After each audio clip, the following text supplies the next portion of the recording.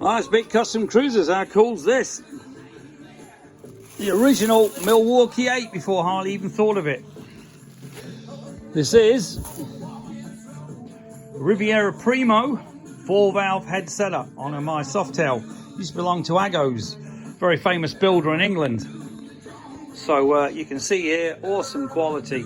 Very cool as well. This thing here, the manifold, you can have a single or a dual manifold. This is a single, and basically you see the twin ports. Very, very cool. So that base is going to bolt in there. Now the other thing, if you look at the exhaust, the ports again are obviously twin valve. Can't really see it, but to get that in, that is a hell of a tight, really tight squeeze to get that exhaust in with the frame. So I'm not quite sure how you get that off. It's going to be a nightmare to get that exhaust off. I think you'll have to take the head off. But certainly an amazing machine, I've got to admit. Can't wait to get this thing done. We're going to fit originally had a big S&S on it. Personally, I prefer the Mikunis. You can see here, to get everything off, we've had to take everything off. It's got the S&S 96 in this. If you want to go fast, S&S is the deal. And this with the four valve heads on Rivera should be fucking awesome, if you excuse the French. But billet primary, this particular primary is actually GZP. It's not Barnett, but Barnett and GZP used to make this primary where you can actually do your clutch by taking this off, and then this removes as well. So you can take all this off without removing the whole lot. Why they didn't do it on the front, I don't know, decompensator, but they never did. But you can see the size of this thing compared to a normal primary is absolutely awesome. Being a high power motor as well, it was chain driven. You can see the white walls don't do it any favours. These are the original tyres off this bike. John Creswell from Agos. Beautiful bike, or it was. So we're going to change all these for decent cables with braiding on. You know, absolutely awesome machine. Well, most of it's Arlen Ness stuff and P&M. These are apparently the original Performance Machine wheels before they did the billet ones. Washable oil filter, as you can see there. It's got Lockhart oil cleaner, you know, oil cooler.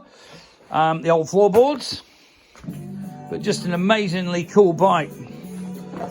And the tank, you got to see that to believe it. It's almost pornographic.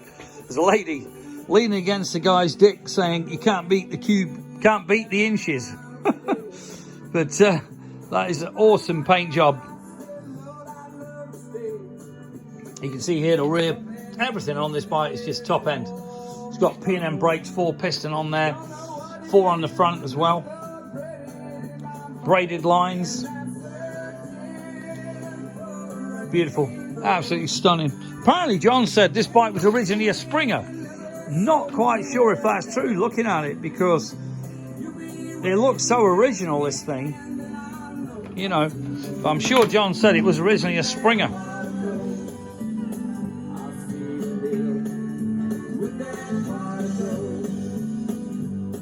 So before you think the latest thing's an M8, forget it. This is way better, way faster, to put it mildly. S&S 96. And also, you can imagine with the 4-valve heads, this thing is going to pull your arms off.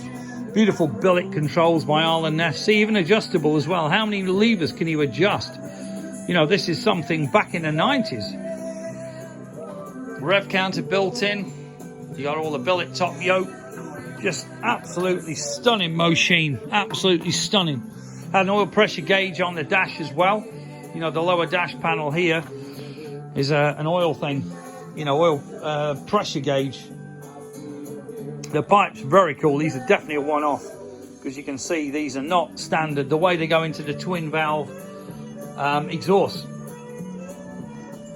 So when this thing's done, you'll be seeing some more videos.